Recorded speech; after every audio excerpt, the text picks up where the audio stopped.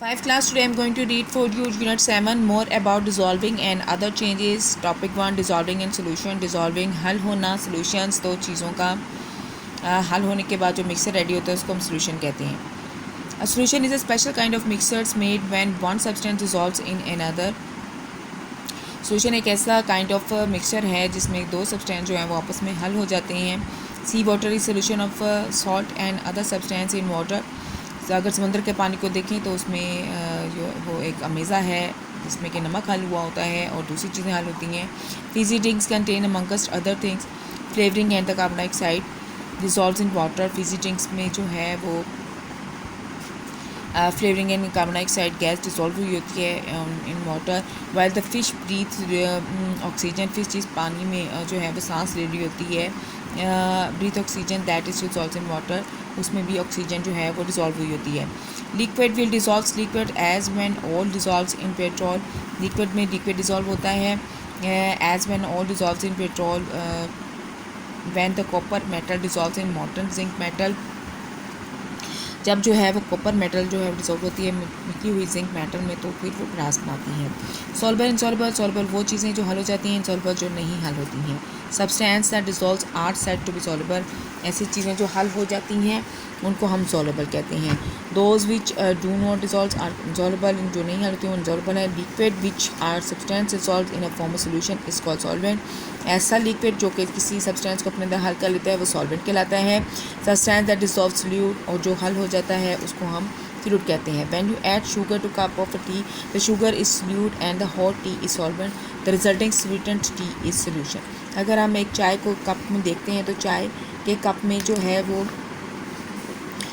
जो शुगर हम चाय में ऐड करते हैं वो सॉल्यूट है क्योंकि चाय में जो है वो शुगर जो है वो हल होकर मीठी चाय बनाती है. और जबकि जो चाय थी हॉट टी वो सॉल्वेंट है, उसने चीनी को अपने अंदर हल कर दिया और इस तरह एक स्वीटेंड सॉल्यूशन हमारे पास स्वीटेंड टी की शक्ल में हमें मिलता है.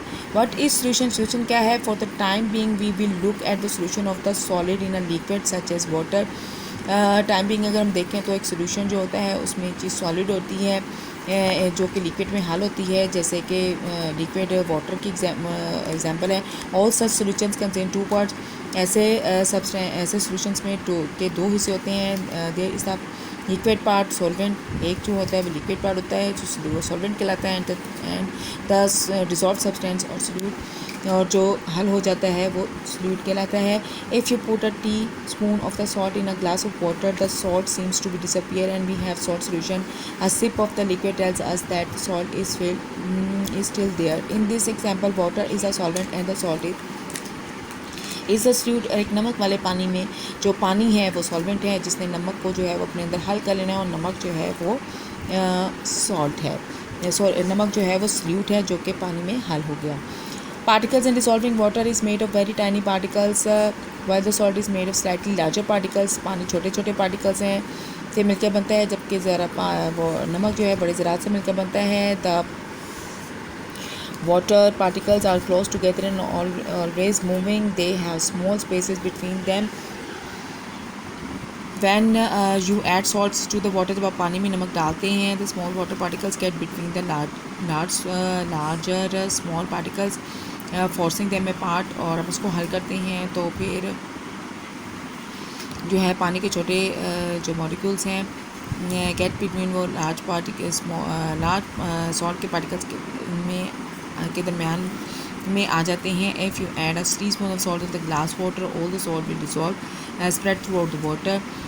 वो हल हो जाता है. आप जब उसको नमक को पानी में डालते हैं उसको हिलाते हैं. This is because the plenty of gaps between the particles of the water. क्योंकि पार्टिकल्स ऑफ वाटर में ज़्यादा गैप था इसलिए वो हल हो गया. If you now add more and more salt eventually all the gaps fills up and no more salt will dissolve. अगर आप उसमें मज़ीद और नमक डालते जाते हैं तो वो इसमें हल नहीं होगा क्योंकि गैप फिल हो जाता है. And you know have what is called a saturated solution.